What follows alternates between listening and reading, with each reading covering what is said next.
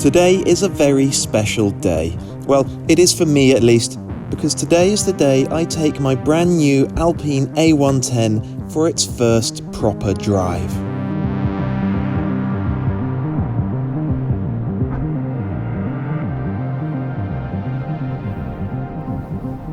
Have a look at this. 1,027 miles. That's the total mileage this car has done. It had 25 miles when I collected it from the dealership.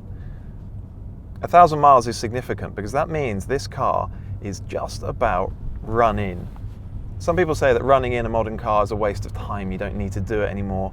Alpine itself says you need to do 1,800 miles below 3,500 RPM, but that's quite a lot. When you talk to them, they say, do you know what, 1,000 miles will do it. So that's what I've been aiming for. I did 600 or 700 miles driving like a saint, being really careful. And then from there, I just started stretching it out a little bit, building up just a little bit more each time. And now it's done 1,000 miles. It's ready to go. I can finally drive this car the way it was designed to be driven. Now is the time. Well, almost. We'll go for that first drive in a moment, but before that, I just want to give you a closer look at my car and tell you why I bought it. I've never been obsessive about keeping my cars clean, but for this part of the video, I think the A110 should look its best.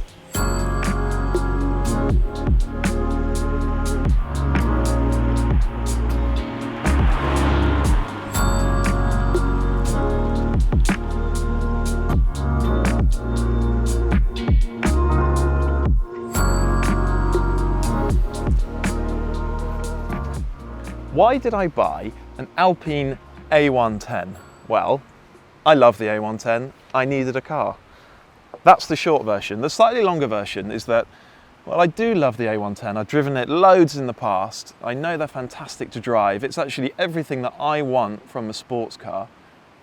I also needed a car. I had to have a car just to get around. And I wanted to own one, but I hadn't even bothered to check out the finance quotes. I just assumed that I had no chance of affording a £50,000 car. One day, when I did eventually check the finance quotes, I realised it was maybe achievable. It was far more manageable than I imagined it would be. So I committed to buying one. Before the sensible gene kicked in and I stopped myself from doing it, I committed to buying one. And it's a slightly odd process.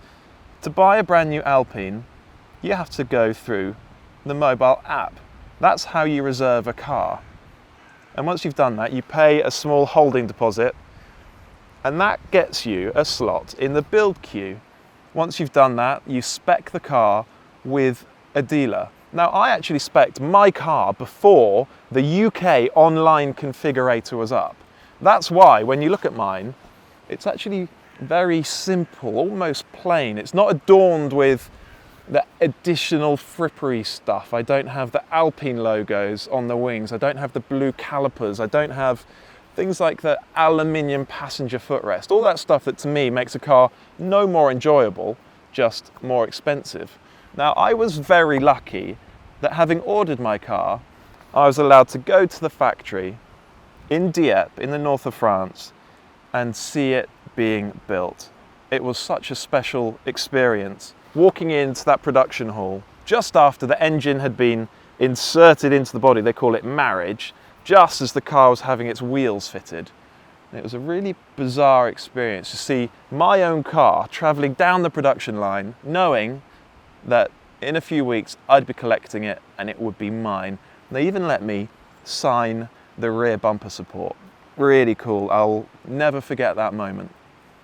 So I've got the 18-inch Fuchs wheels, I've got the Brembo brakes, and I've got the Thunder Grey paintwork. Inside I've also got the Focal stereo.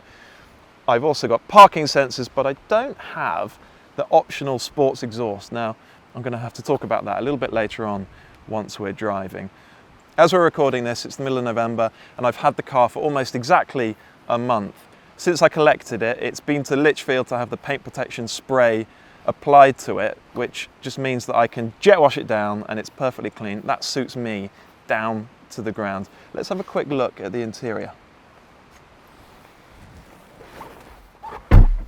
The A110's cockpit small, but I think perfectly formed. Some people have had a pop at the quality in here. Okay, some of the plastics are perhaps a little bit scratchy, but I don't really care about that stuff. What matters is that it actually feels really well built. There are no squeaks or rattles at all. The most important thing about this cabin is these Sabelt bucket seats. These are the seats that come as standard in the A110 Pure. They're lightweight, they're super supportive, but they're also really comfortable. You can do a long, long journey in these seats without getting any numbness or any backaches. Lovely seating position. I've got the seat in the lowest position and I just feel happy in here. I've got everything I need. The infotainment system isn't the most advanced in the world, but I've got everything I need. I've got my phone holder here, so I can stick my phone there, plug it in. I can have Google Maps through there. I've got Bluetooth, so I can take my phone calls. I can play my music through it. That's everything that I need, really. I don't miss a cleverer, more advanced infotainment system. Otherwise, the only other thing to talk about in here is these leather pockets down by your feet. There's not really any storage in this car, so you need something. These cost 75 quid each, but they're super useful. From where I live in Bristol, you either go to South Wales or Exmoor for really great roads. Today, we're on Exmoor. I've been waiting a month to do this. Actually, I've been waiting 7 or 8 months to do this. Oh, it feels good. It feels really good. Oh, what a cool thing. I love these cars for one very good reason. In lots of ways, they don't feel like modern performance cars at all. They feel like classic sports cars. It's such an important point. Okay, so this car's got a modern turbocharged engine. It's got a dual clutch gearbox. It's got electric power steering and modern safety systems and so on. But like a classic car, it's really small and it's really light as well. It's only 1,100 kilograms.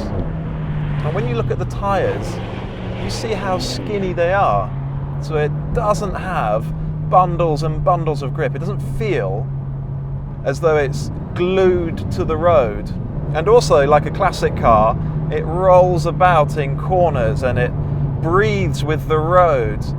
And the body moves up and down. It's not flat, it's not completely static when you fling it along a road. All those things make it feel very distinctive and not at all like other modern sports cars.